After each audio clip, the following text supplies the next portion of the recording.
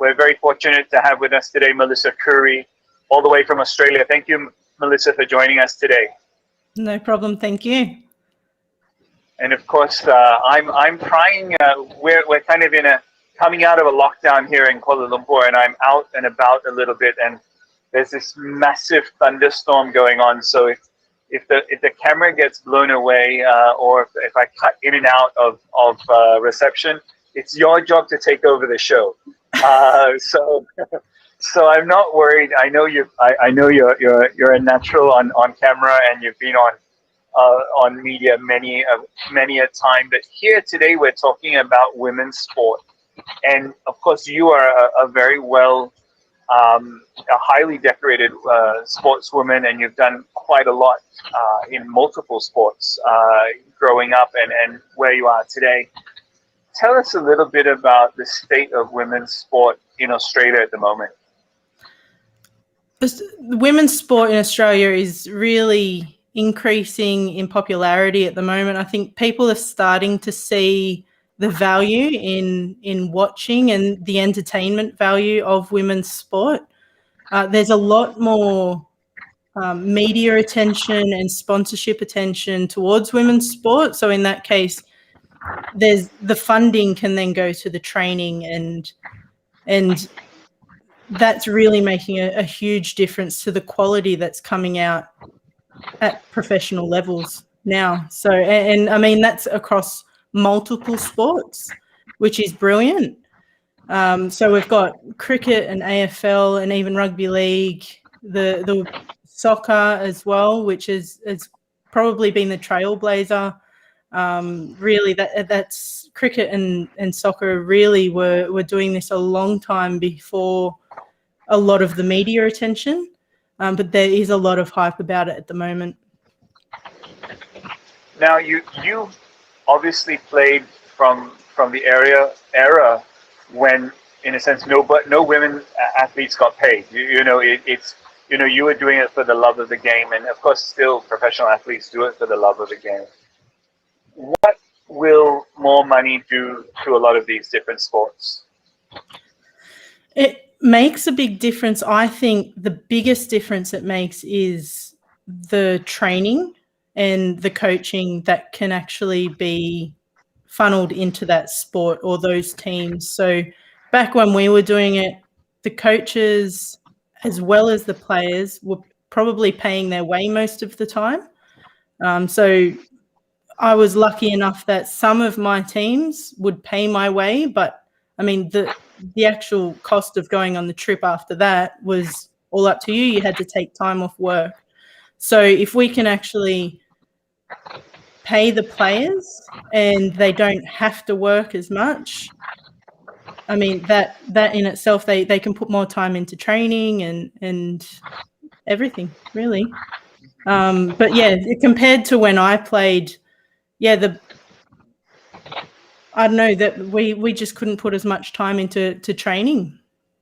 Mm-hmm, mm-hmm. Now, you've, of course, multiple sports. One sport that I always think about in as a success story in Australia is women's 7-a-side rugby.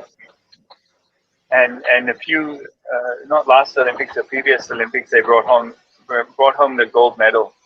I remember you sharing a photo of one of the players who's working on a construction site to do exactly what you were talking about just now, is like paying their way. How much has changed for women's rugby in Australia? I think from that moment, so that was around the time, if I remember rightly, that was around the time that they were all starting to get their contracts pre-Olympics. Mm-hmm. I think we were actually working with a plumber at the time. Okay. And yeah, they were digging trenches and sifting through soil. That was almost part of their training. But from there, it has most definitely become a lot more professional. Those girls, if there was ever a program that was a really good fitness program and conditioning program that was exceptional, they were out at Narrabeen. And yeah, the actual sevens is a lot more professional. I think there's still a lot of work to go into the full format of rugby. But those girls still, they did quite well at the last international tournament as well. Nice. Now, when you've been writing a lot lately, and we've seen your blog grow and grow in recent months. You've got a unique perspective because you've represented Australia. You've played at the highest level as well as all that way through. What are you going to see as the future for sports, the sports industry? Because we see the broadcast, we see the money going in. Do people realize that this is a huge industry? I think they must. I think they don't quite yet understand the power of having women as spectators. So by having the women actually playing the sport, it's drawing in those young girls and then the women to actually watch the sport. And it's the mothers quite often, through statistics, this has been shown, it's the mothers taking the kids to the sports to watch. So it's such a critical demographic to actually get those people involved into sports. So yeah, look, it's starting to change. There's a lot more attention on those grassroots and media attention on getting a lot of the ads in Australia at the moment are actually tailored towards getting people at grassroots involved into games. We're going to dig into some interesting issues as well. Victor just asked about the recent issues on trans women participating as women or men. I'm just going to go out and what is the latest development there? And of course, Marisa, we're trying to sort out our sound issues. I think I'm in the middle of a massive thunderstorm here in Kuala Lumpur. You know how it's like when it rains in Southeast Asia. It's heavy, and it's almost like winter now. It's that cold.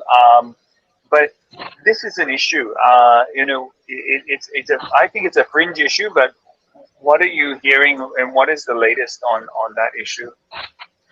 I think it's been publicised a lot more in the last few years, but it's something that even 13 14 years ago, we had a couple of girls in local leagues that were trans girls, and the women's sport was built on, especially back then, it's been built on acceptance of anyone coming in is allowed to play. So there was obviously court cases and things for a couple of those players coming through to allow them to play.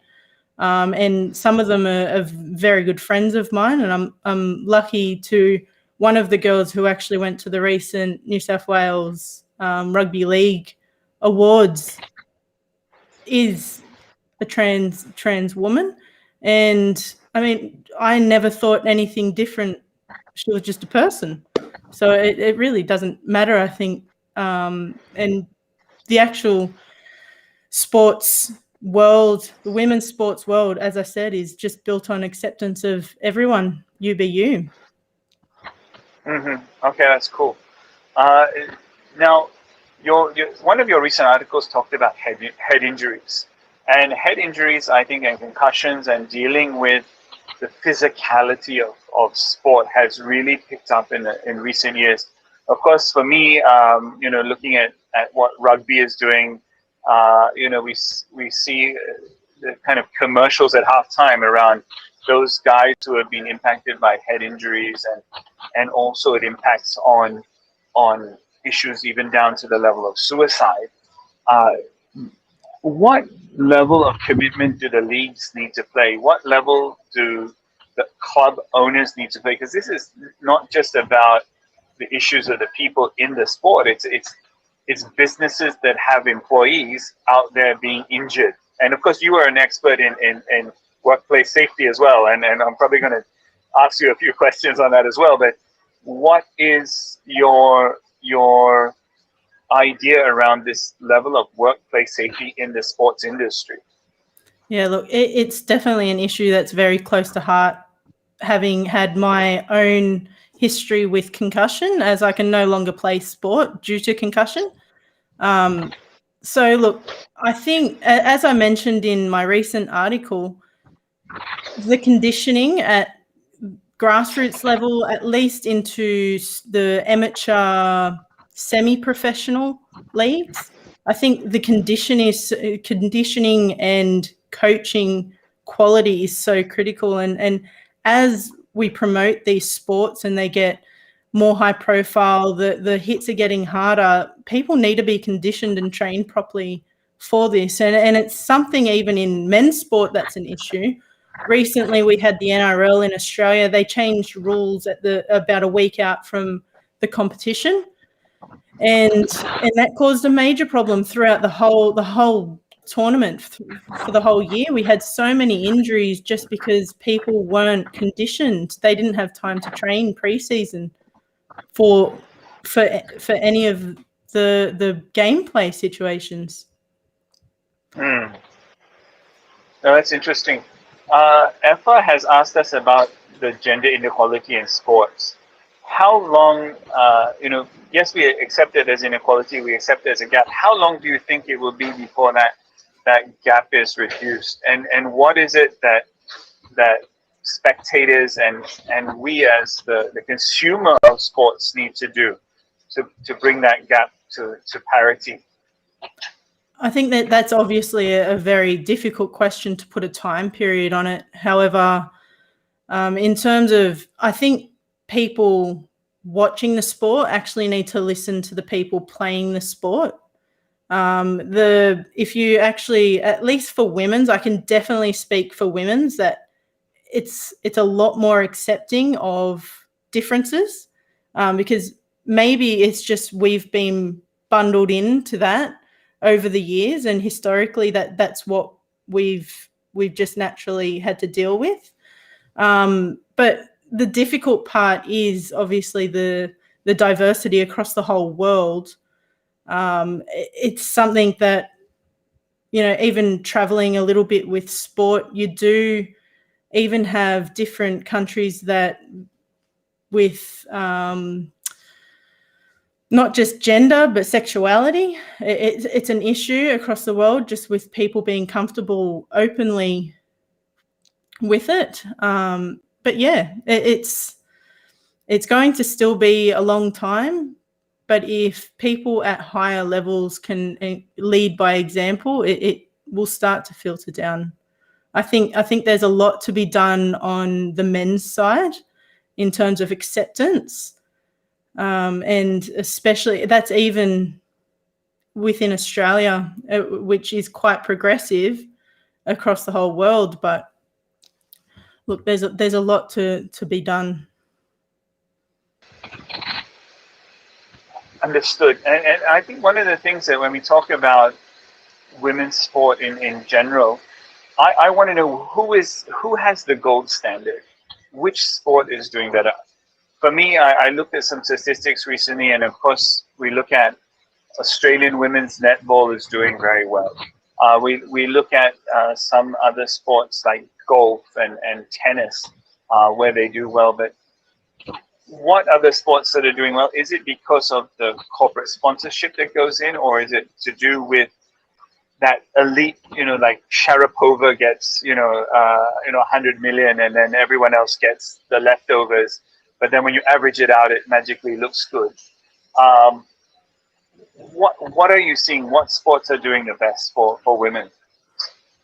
I think the other issue to bring into that is what's more watchable for people that don't understand what the women want in that situation. So tennis, netball, golf, especially men, and this is not against men, but men find it difficult for women to be so physical in sports, and that's probably what's taken the most time to create that change. Men watching women running into each other, they don't find it appealing. But changing the perception from being women running into women to athletes competing in a sport, that's where the change is starting to happen now. And that's why I think we're seeing that growth in women's sport now, especially in Australia, but worldwide, that physicality and people understanding that it's something that women want. It's as soon as I get girls down at AFL training, which I still coach, as soon as I get girls down at training, it's not the physical side that they're walking away from. It's almost addictive because they're allowed to do it now. Devindran, who's one of our regular viewers, doesn't have an issue at all with watching some of the physicality around women's sport. I'm just trying to get that to change. But what do you see as the next challenge that we need to take away from this discussion? What is the next thing that we need to get right so that we can take that next step? What is, in a sense, I know we've got this big problem. What are the small steps that we can take today?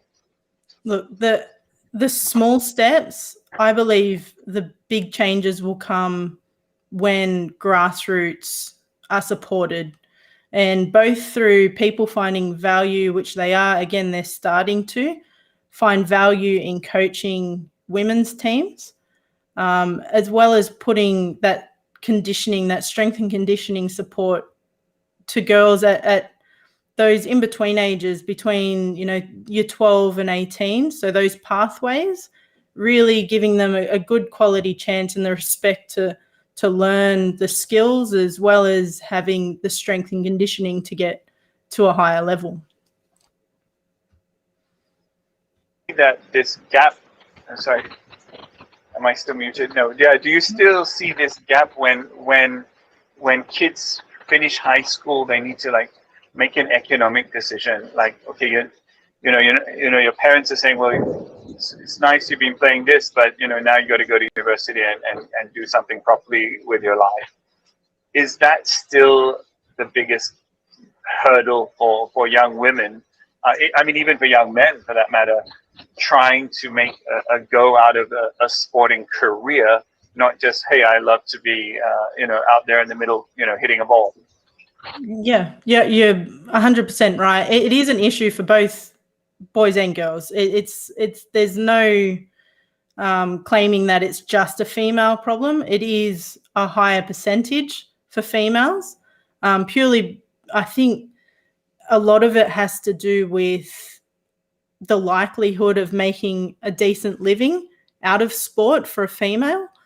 So there's that I think is the main driving factor, is that there's less likelihood of something actually coming of your career. So there's not as much support from the people around those athletes, and it really takes someone who loves that sport and loves being an athlete to push through, and that's the case for men as well. But yeah, that 16 to 18-year-old, when they're finishing their high school years, that's the real challenge for sports, and dragging kids back once they hit 18 is a struggle for coaches. Big struggle. I want to shift gear for a while, because you're also in your professional career, you also advise a lot of people on health and safety issues in the construction industry. What lessons can we learn from how the construction industry has evolved in Australia and bring those lessons into sports safety?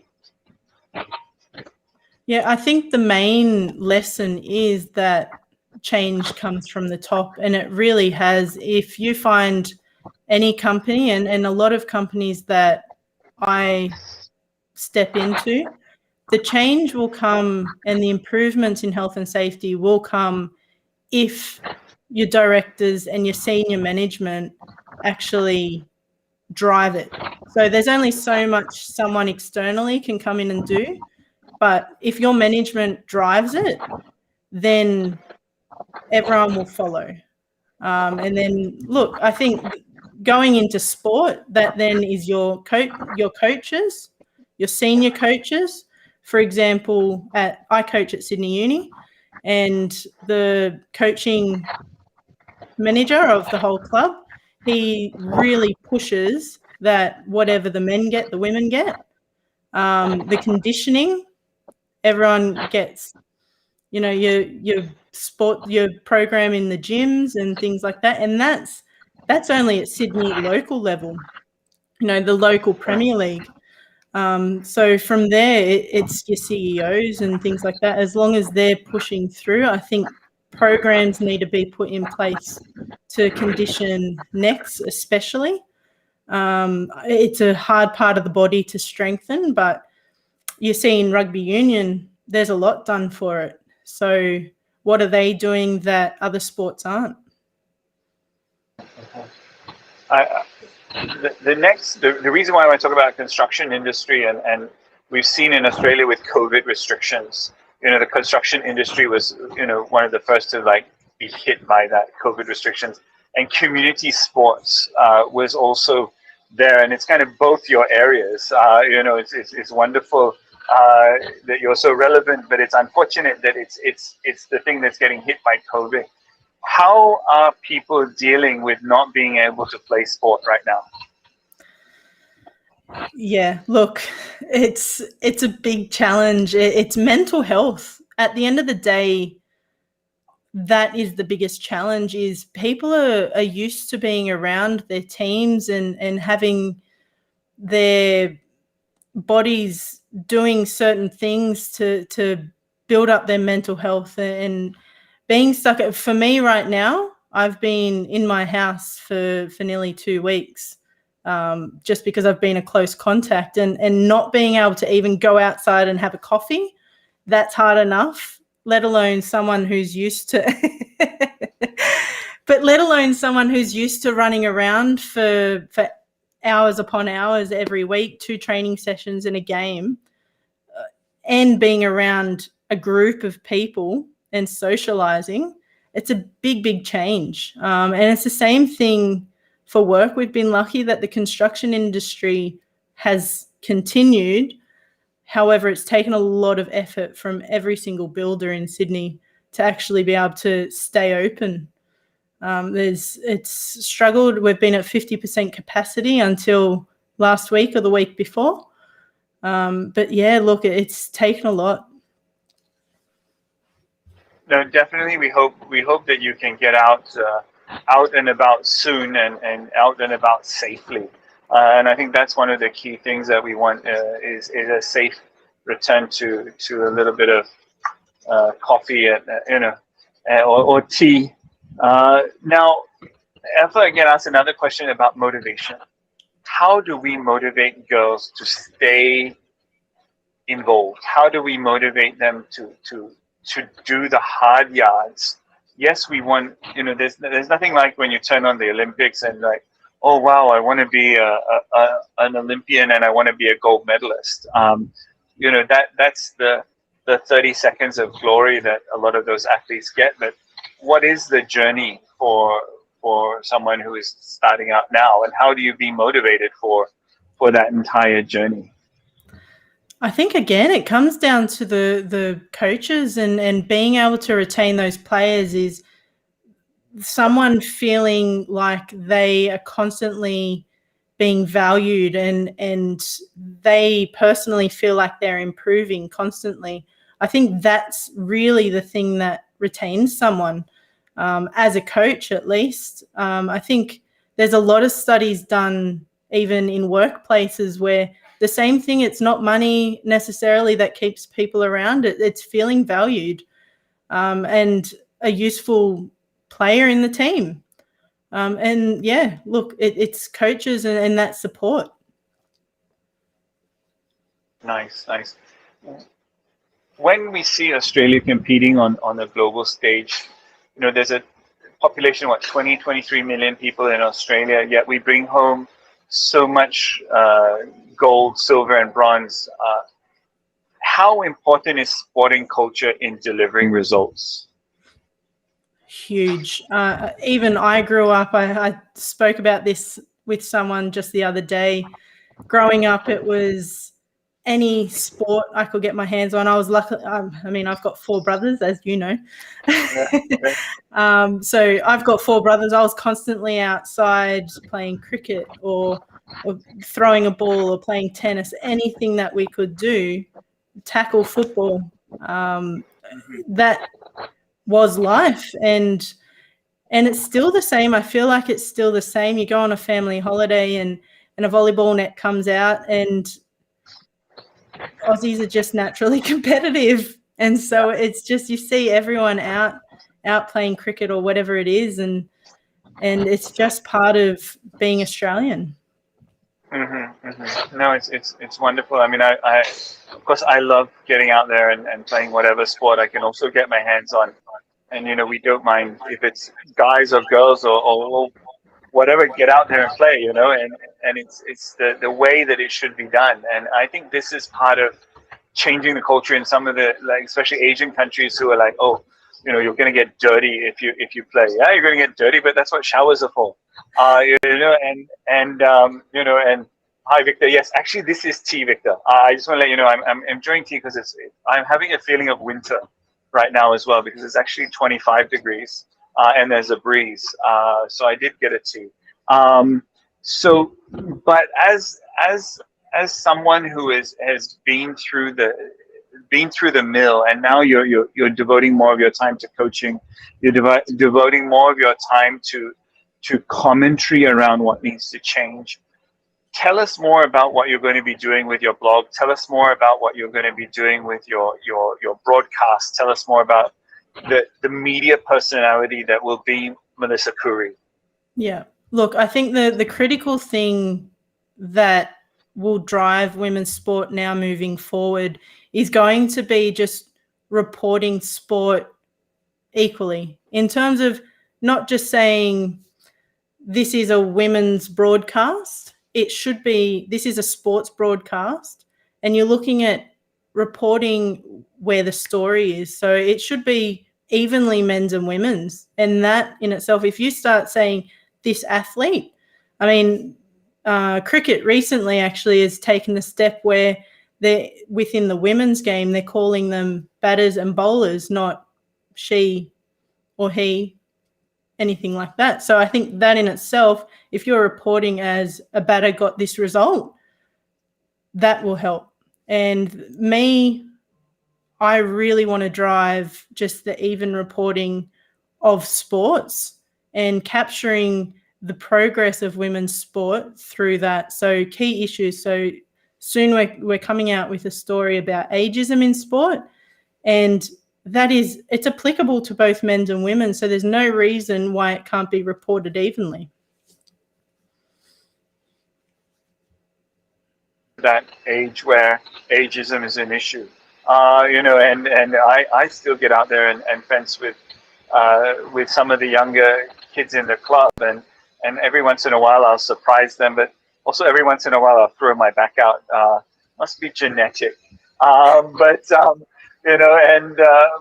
the reality is, when you start to include sport as part of the culture, when you start to include it as really part of how you live as a lifestyle, you get a different result. And I think that's one of the things that I'm hoping to see more here in Asia. And I think that's one thing that, as an Australian, and you as an ambassador of especially futsal and many other sports as well, can play a role. When you can travel, please, come back and see us. I definitely will. And you're right. I love that you've brought up the fact that it could be a cultural shift. I mean, me bringing up the fact that I was playing sport in the backyard, the idea is that so many skills are transferable across sports. So it doesn't matter what you're getting out there and playing. Get out there, enjoy what you're doing. And once you find a sport that you love, those skills will become transferable and lift up your success. Melissa, I want to thank you for your time today. We really insightful views on women's sport, insightful views on sport in general, and we really wish you the best for what you're doing in the media with your coaching, and what you can bring to women's sport in the future. Thank you very much, Nordin, for having me. It's been a pleasure. Onside Sports Podcasts, that's the place to go. Yeah, you need to put the link below, and we're hoping everyone should follow you, and that's really where we hope to see more and more of your ideas, and we hope to see you back on our show soon, and really appreciate your time today. Absolutely, thank you. And for everyone else, thank you for joining the broadcast today, and we'll see you again next week on A Working Lunch with Nordin.